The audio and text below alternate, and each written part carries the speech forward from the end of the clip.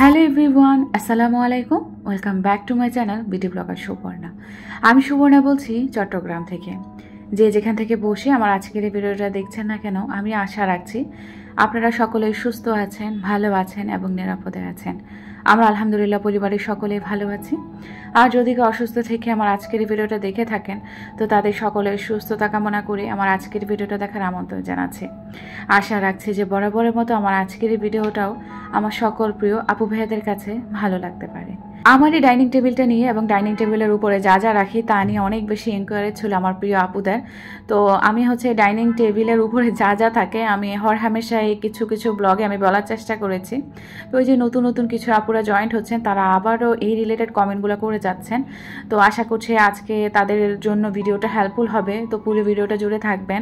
সেই সাথে আমার হাজব্যান্ডের থেকে মানে খুব সিম্পল একটা জিনিস পেয়েছি, তবে এটা আমার জন্য অনেক বেশি দামি। সে আমার কথা ভেবে এটা নিয়ে এসেছে আমার জন্য।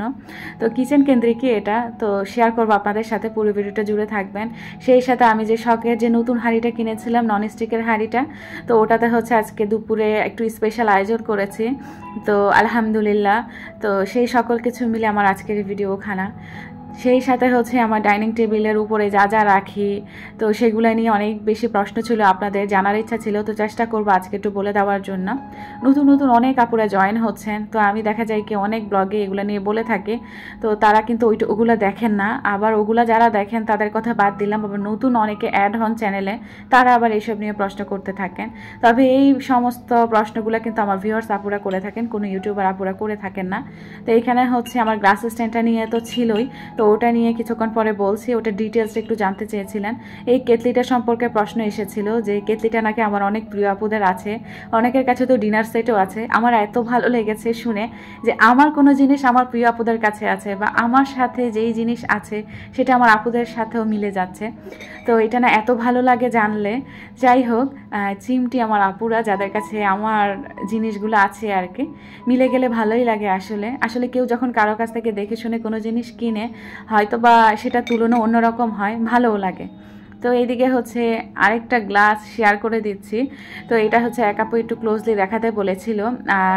এটা আমি গিফট পেয়েছিলাম। তো এটার উপরে যে ডিজাইনটা সেটা একটু দেখাতে বলেছিল। এটা কি মানে থাকে না কিছু ডেকোপাস পেপার দিয়ে আর্ট করা থাকে, তো এটাকে আমি পেইন্টিং করেছি না এটা ডাইরেক্টলি আমি এরকম কিনেছি। তো আপু তোমার জন্য বলছি, এটা আমার এক ভিউয়ার্স আপু কমেন্ট করেছিল।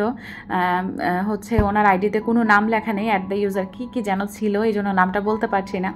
আপু বলেছিল, আপু তোমার যে ডাইনিংয়ের ট্রেটার উপর যে মানে লাল কালারের একটা কাপ বা গ্লাস, ওইটা দেখাও, ওইটা কিসের একটু দেখাবে। তো আপুর জন্য আমি দেখিয়ে দিয়েছি। ওইটা কাচেরই, মানে সিরামিকের, খুবই সুন্দর প্রিন্টটা, গোলাপ ফুল টাইপের। এটা আমার বান্ধবী আমাকে গিফট করেছিল, তো অনেক আগে, আমার স্কুলের বান্ধবী আর কি। তো যাই হোক, এখন তো তার বিয়ে হয়ে গিয়েছে, একটা মেয়েও আছে তার। আর এইদিকে এই কেটলিটা যেটা দেখাচ্ছি, এটার প্রাইসটাও জানতে চেয়েছিল এক আপু। এটার প্রাইস 300 টাকা। আর সেই সাথে এই গ্লাসটার তো প্রাইসটা আমি বলতে পারছি না যেহেতু গিফটের। তার পাশে একটা হোয়াইট ট্রের মধ্যে মানে খুব সুন্দর একটা, কি বলবো এটাকে, কেটলি সিস্টেমই বলি আছে। তো এটা খুবই ছোট, এটাও এক আপু দেখাতে বলেছিল এবং বলেছিল এটা আমি কোথা থেকে কিনেছি। তো এটা আমি একটা অনলাইন পেজ থেকে কিনেছি। এখন কিন্তু প্রচুর অনলাইনে এগুলো অ্যাভেলেবেল। আর এটা মনে হয় আমি 180 টাকা মেবি এরকম দিয়ে কিনেছিলাম। তো যাই হোক, যতটুকু সম্ভব আমি বলার চেষ্টা করেছি। আর আমার ডাইনিংয়ের উপরে যে জগটা রাখি, এটা নিয়ে অনেক বেশি প্রশ্ন এসেছিল, এটা আমি কোথা থেকে কিনেছি। এটা আমি রিয়াজউদ্দিন বাজার গোলাম রসুল মার্কেট থেকে কিনেছিলাম, তবে কোন ব্র্যান্ডের সেটা এই মুহূর্তে মনে নেই, অনেক বছর আগে কিনেছি তো সেই জন্য, তবে খুবই ভালো। তো যাই হোক, এখানে আমার গ্লাস স্ট্যান্ডটার সম্পর্কে একটু ডিটেলস জানাতে বলেছিল এক আপু, তো এখন বলে দিচ্ছি। আমার গ্লাস স্ট্যান্ডটার অনেক ব্যবহার বিধি, উপরেও গ্লাস রাখা যায়, তবে এই যে এখানে যে আংটাগুলো আছে এগুলোতেও গ্লাস রাখার বা কাপ রাখার হোল্ডার দিয়েছে, তবে আমি কাপ রাখতে পারি না যেহেতু এত ছোট কাপ আমার কাছে নেই, সেই জন্য। আর উপরে কিন্তু গ্লাস রাখে, যেখানে আমি কাপ রেখেছি ওখানে গ্লাস রাখে, আর তার চারিদিকগুলোতে আংটা যেগুলো এগুলোতে কাপ রাখে, আর নিচের দিকে যেগুলো ওগুলোতে তো দেখেছেনই কাপ, সেই সাথে কিছু বাটি, কিছু সার্ভিং ডিশ, ছোট সাইজেরগুলো রাখার জন্য দিয়েছে। আর উপরের যে হরিণটা সেটা আমি দেখে শুনে কিনে নিই, আমার হাজব্যান্ডে কিনে নিয়ে এসেছে, সে তো আর এত কিছু বুঝে না, এই জন্য প্রাণী জাতীয় নিয়ে এসেছে। আসলে মোট কথা তার কাছে ভালো লেগেছে, সেই জন্য সে নিয়ে এসেছে, এটাই আর কি। তা আমি আর কিছু বলিনি। যাই হোক, আর এদিকে হচ্ছে আমি গ্লাস স্ট্যান্ডের সম্পর্কে তো একটু ডিটেলস বলে দিয়েছি। প্রাইসটা মনে হয় 1800 টাকা মেবি এরকম নিয়েছিল আমার গ্লাস স্ট্যান্ডের প্রাইসটা আর কি। এখন কিন্তু কাচের জিনিস তারপর এসব জাতীয় জিনিসের কিন্তু অনেক প্রাইস বেড়ে গিয়েছে। আমার হাজব্যান্ড কিছুদিন আগে মার্কেটে গিয়েছিল, রিয়াজউদ্দিন বাজার আর কি, তখন বলেছে আমার তো একটা কাচের জারের প্রয়োজন ছিল, তা আনতে গিয়েছিল। তো আমাকে বলছে তুমি কি কাচের জার কিনবা, একটা সময় যে কাচের জার তুমি 350 টাকা দিয়ে কিনেছো সেই জারের দাম এখন 500 টাকা 600 টাকা হয়ে গিয়েছে, মানে আকাশচুম্বী দাম আর কি। তা এখন আর আসলে চাইলেও কিনা যাবে না এটা মনে হচ্ছে। কালে কালে যতদিন বাড়ছে, যত শুনছি যে জিনিসপত্রের দাম কমবে, আসলেও কি সেটা হচ্ছে বলেন তো? দাম কিন্তু বেড়েই চলেছে। জানি না আসলে বাংলাদেশের অবস্থাটা কি হবে। যাই হোক, আমি কোনো এক ব্লগে বলেছিলাম দেশ সম্পর্কে আমি কোনো কথা বলবো না আর, কেননা বলতে গেলে অনেক কথা চলে আসে, সেই জন্য আর বলতে চাই না, তাহলে ভিডিও সংক্রান্ত আর কোনো কথাই বলা হবে না। তো এখানে হচ্ছে ডাইনিং টেবিলটা গুছগাছ করেছি আজকে, একদম পুরো ঘর দুয়ার আমার গুছানো আছে। এদিকে হচ্ছে আমি ডাইনিং টেবিলটা গুছিয়ে ঘরের কাজকর্ম একটু শেষ করে ফেলেছিলাম। আর আমার ছেলেকে হচ্ছে আগে আমার ডিপ ফ্রিজে হচ্ছে রুটি ফ্রোজেন করা ছিল, তো ওগুলো সেকে ওকে স্কুলে পাঠিয়ে দিয়েছিলাম। ওরা হচ্ছে আজকে লাস্ট এক্সাম। এদিকে হচ্ছে আমার হাজব্যান্ড তো সকালবেলা খেয়ে অফিসে চলে গিয়েছে, সে আজকে আবার দুপুরবেলা আসবে। তো এইদিকে হচ্ছে আমি একটু চিয়া সিড ভিজিয়ে রেখেছিলাম, তো লেবু পানি দিয়ে দেন আমি হচ্ছে চিয়া সিডের পানিটা খেয়ে আমি আমার মামুনিটাকে নিয়ে একটু বাইরে গিয়েছিলাম। আমার রুটি পরোটা খেতে ইচ্ছা করছে না, তো আমি কি করেছি বাইরে গিয়েছিলাম, তার কারণ হচ্ছে আমি একটু বাজার করতে গিয়েছিলাম। তো বাজারও করেছি, বাসায়ও এসেছি, অনেক বেশি টায়ার্ড হয়ে গিয়েছিলাম। তো এই জেলির দেওয়া যে টুটি ফ্রুটি বনগুলা বা পাউরুটিগুলো, এগুলো খেতে আমার বাচ্চারা এত বেশি পছন্দ করে, ইভেন আমিও। সেই সাথে যে ছানার মিষ্টিগুলো, এগুলো আমার অনেক বেশি ভালো লাগে। তো নিয়ে এসেছিলাম ওখান থেকে, 4টা নিয়ে নিয়েছি। তো আর এদিকে হচ্ছে আমার মামুনিটাকে নিয়ে আমি নাস্তা করতে বসে গিয়েছি। আজকের ব্লগের মেইন প্রায়োরিটি হচ্ছে আমার মামুনিটা। আমি কিছুদিন আগে যখন আমার মামুনিটাকে নিয়ে কিছু বলেছিলাম, কিছু আপু বলেছিল আপু তোমার মেয়েটাকে একটু শেয়ার করবে বা নুসাইবাকে একটু দেখাবে। তো আজকের ব্লগে হচ্ছে আমার মামুনিটাকে একটু শেয়ার করা। সে নিজে থেকে বলছে মা আমি একটু হাই দিব, আমি এরকম করব সেরকম করব। যাই হোক, সে আমাকে অনেক কিছু বোঝাচ্ছিল। এখানে আমি যখন ট্রাইপডে মোবাইল ফিট করে একটু ভিতরের রুমে গিয়েছিলাম ওড়না আনতে, তখন আমাকে বলেছিল মা আমি কিন্তু তখন তুমি ছিলে না, আমি টাটা দিয়েছি 2 বার, এরকম বলতেছিল। তাই আমি বলতেছি মা তখন তুমি টাটা দিলেও তো লাভ নেই মা, তখন তো আম্মুর ক্যামেরা অফ ছিল। তো এটা নিয়ে অনেকক্ষণ সে হাসছিল আর বলছিল মা আমি তো তাহলে বোকা বনে গেলাম। আমি এগুলো নিয়ে খুব হাসাহাসি করছিলাম। আমার মেয়ে, আমি, আমার ছেলে, আমরা 3 জনের বন্ডিংটা এত ভালো আলহামদুলিল্লাহ। আর তারা ভাই বোনও খুবই মিশুক, খুবই ভালো। এরকম ছেলে মেয়ে আমি চাই সবার ঘরে ঘরে হোক। ভাই বোনের বন্ডিংটা অনেক বেশি ভালো হওয়া জরুরি। তো সেই সাথে মা বাবা হিসেবেও কিন্তু দায়িত্ব আছে। যাই হোক, বেশি কথা বলতে চাই না, কেননা আমার আপুরা জানে অনেক বেশি গুণবতী আমার থেকে। তো এইদিকে হচ্ছে আমার মেয়েটাকে একটু শেয়ার করতে বলেছিলেন বিদে আজকের ব্লগে একটু করে আমার মামনিটাকে দেখিয়ে দিলাম। তো আমার মা আর আমি মিলে হচ্ছে একটু নাস্তা করলাম, দেন খুব আয়েশ করেই খেলাম। এরপর পানি টানি খেয়ে দেন কিচেনে চলে এসেছি। প্রায় আজকে 12:30 বেজে গিয়েছে। আমি 11:30টার দিকে বাজারে গিয়েছিলাম, বাট বাজার সদাই সব কিছু করতে করতে নাস্তা পানি খাইতে খাইতে একদম 12:30 বেজে গিয়েছে। তো এইদিকে হচ্ছে আজকে দুপুরের স্পেশাল আয়োজনে কি ছিল জানেন? আমি হচ্ছে এই চিনি গুঁড়া চাউলের পোলাওয়ের চাউল দিয়ে আমি হচ্ছে আজকে একটু ঝরঝরে পোলাও রান্না করব।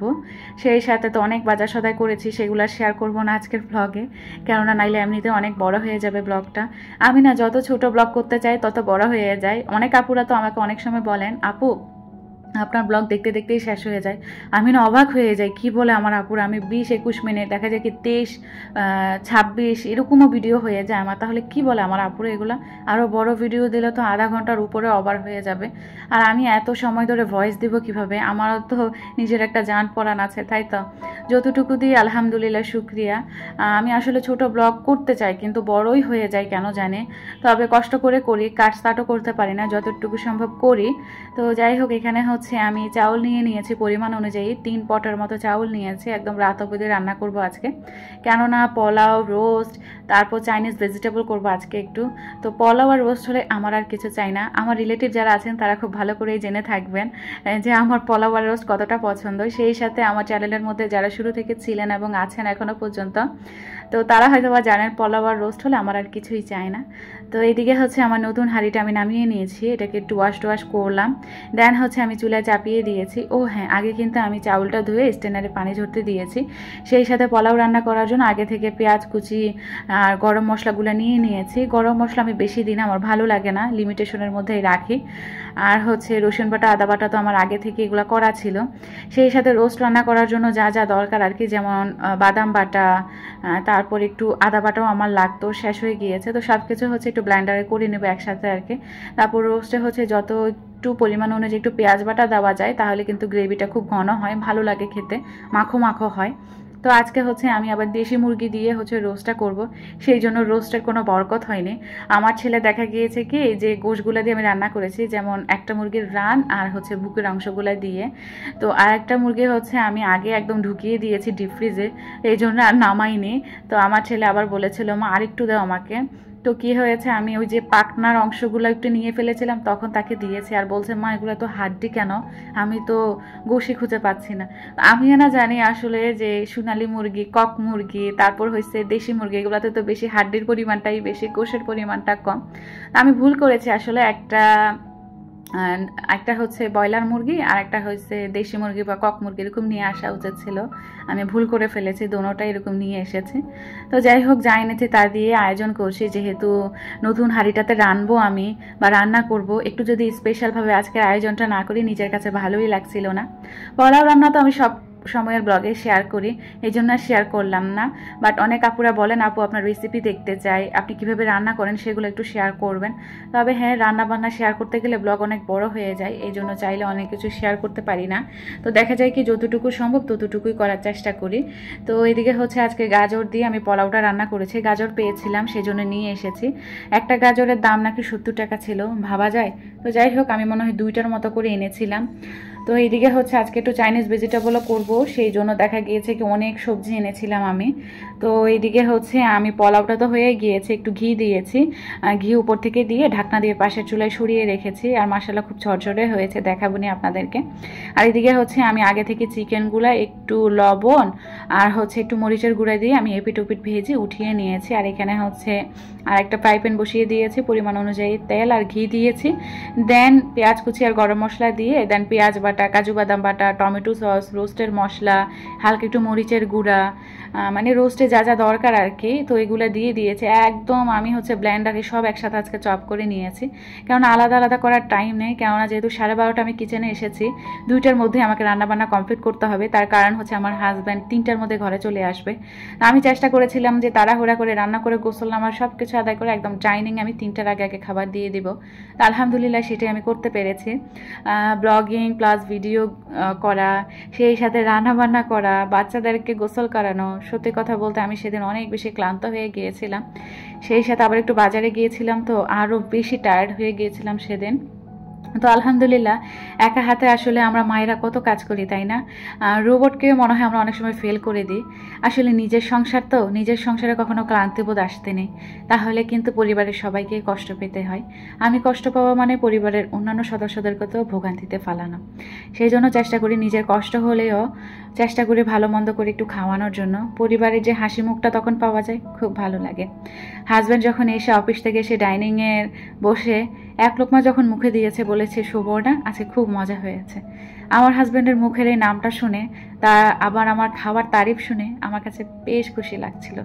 এই খুশির কিন্তু কোনো তুলনা হয় না। আমার না সবসময় খুব ইচ্ছে করে আয়েশ করে অনেক কিছু রান্নাবান্না করব, সুন্দর বাটিগুটি নামাবো, নামিয়ে পরিবারের সদস্যদেরকে নিয়ে খাওয়াবো, নিজেও খাবো। এটার মধ্যে যে কি একটা আনন্দ তৃপ্তি খুঁজে পাওয়া যায় বলে বোঝানো যাবে না। আপনারা যারা এখন এই জিনিসটা করেন না, ট্রাই করে দেখবেন, কতটা যে তৃপ্তি পাবেন, আনন্দ পাবেন, সেটা বলার বাহুল্যই রাখবে না। তো এদিকে হচ্ছে অনেক কথা বলে ফেললাম। যাই হোক, রোস্টটা বসিয়ে দিয়েছি। আর আমি কিন্তু ডিম সিদ্ধ করেছিলাম তার আগে, ডিমগুলোও হচ্ছে আজকে রোস্ট ভেবে দিয়ে দিব। মশলা টশলা কষিয়ে হচ্ছে আমি চিকেনগুলো দিয়ে দিয়েছিলাম, ভাজা চিকেনগুলা। তারপর হচ্ছে ঝোলা টোলার পানি দিয়ে দিয়েছিলাম পর্যাপ্ত পরিমাণ। আর এদিকে হচ্ছে ওই যে ডিম সিদ্ধ করেছিলাম যে, ওগুলো আবার ওইভাবে উপর থেকে একটু দিয়ে দিয়েছি। তো আমার রোস্টটা প্রায় হয়েও গিয়েছে, প্রায় একটু মাখা মাখা রাখবো আজকে, বেশি টানাবো না। নামানোর আগে একটু চিনি দিয়েছিলাম আর একটু ঘি দিয়ে আমি নামিয়ে রেখেছিলাম। এদিকে হচ্ছে আমি যে চাইনিজ ভেজিটেবলটা সেটা করে নিচ্ছি। আগে কিন্তু আমার হচ্ছে সবজিগুলো আমি একটু সিদ্ধ করে নিয়েছি, ভাপিয়ে নিয়েছি। পেঁপে, গাজর আর হচ্ছে বরবটি ছিল, আর কিছু ছিল না তেমন। আর এদিকে হচ্ছে আমি আগে থেকে সব কিছু গুছিয়ে রেখেছিলাম। খুব তাড়াহুড়া ছিল সেদিন আমার, বলতে গেলে ভিডিও চেষ্টা করেছিলাম খুব ভালোভাবে করার জন্য, তবে জানি না কি করেছি না কি করেছি। ভুল ত্রুটি হলে ক্ষমা সুন্দর দৃষ্টিতে দেখবেন। পেঁয়াজ এইভাবে গোল গোল করে কেটে নিয়েছি আমি, যেভাবে চাইনিজে দেওয়ার দরকার আর কি। তো আমার পেঁপেটা এত ভালো ছিল, অল্পতেই সিদ্ধ হয়ে গিয়েছিল। তো আমি ভয় পাচ্ছিলাম যে চাইনিজ ভেজিটেবলটা নাকি আবার গলে যায় নাকি পেঁপের কারণে, ভালো হয় নাকি। আলহামদুলিল্লাহ ভালো হয়েছে। আর হচ্ছে পেঁয়াজ আর রসুন কুচি আর আদা কুচি দিয়েছি আমি আগে থেকেই। হচ্ছে আমি তেলের মধ্যে যখন আমি কড়াইটা বসিয়েছি, তেলটা গরম হয়ে যাওয়ার পরে আমি হচ্ছে রসুন আর আদা কুচিটা একটু মানে গন্ধ যেটা আর কি, ওটা আমি তেলের মধ্যে ভেজে ফেলেছিলাম। রসুন আদাগুলো একটু ভাজা ভাজা হয়ে যাওয়ার পরে পেঁয়াজগুলো দিয়ে দিয়েছি। হালকা একটু ভাজা হয়ে যাওয়ার পরে আমি যে ভাপিয়ে রাখা সবজিগুলো ওগুলো দিয়ে দিয়েছি। আর চাইনিজ রান্নাগুলো কিন্তু একটু হিট দিয়ে করতে হয়, তো চুলার আঁচ বাড়িয়ে দিয়ে আমি নাড়াচাড়া করছিলাম। আর এদিকে হচ্ছে ওইভাবে নাড়াচাড়া হচ্ছে, একটু লবণ দিয়েছিলাম। আর এদিকে হচ্ছে আমি এইদিকে হচ্ছে soya sauce, tomato sauce, cornflour এগুলো দিয়ে হচ্ছে একটা সস তৈরি করে নিচ্ছি। এই সসটা হচ্ছে আমি চাইনিজ ভেজিটেবল এখন দিব। তো একটু মিশিয়ে নিয়েছি। সসটা একটু বেশি পড়ে গিয়েছে, তবে খেতে খারাপ হয়নি, খুব মজা লেগেছে সত্যি কথা বলতে। তবে সবজির পরিমাণটা একটু কম হয়ে গিয়েছে। আমি মনে করি অনেকগুলো হবে মনে হয়, আমার আন্দাজে ছিল। ওই যে তাড়াহুড়াতে ছিলাম আমি, আস্তে ধীরে যদি করতাম তাহলে একটা আয়ত্ত করা যেত। তাড়াহুড়া ছিল, হাজব্যান্ড চলে আসবে, তাকে টাইমলি না খাবার দিতে হবে, এই টেন্ডেন্সিটা আমার মাথায় কাজ করছিল। যার কারণে আমি না আর একটু সবজি কাটলে ভালো হতো, পাশে ফ্রিজে ছিল, ওই যে সময় সাপেক্ষ ব্যাপার ছিল, এই জন্য আর করতে পারিনি। যাই হোক, সসটা দিয়ে দেওয়ার পরে আমি হচ্ছে একটু গোলমরিচ ক্রাশ করে দিয়েছি। এই গোলমরিচ ক্রাশারটা আমার এত উপযোগী, বহু বছর আগে কিনেছি আমার সংসার শুরুতে, এখনও আছে আলহামদুলিল্লাহ, ওই যে যত্ন করে রেখেছি সেই জন্য।